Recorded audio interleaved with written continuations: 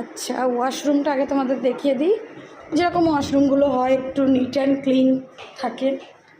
এই যে, আচ্ছা, এখানে আছে একটা মিনি ফ্রিজ।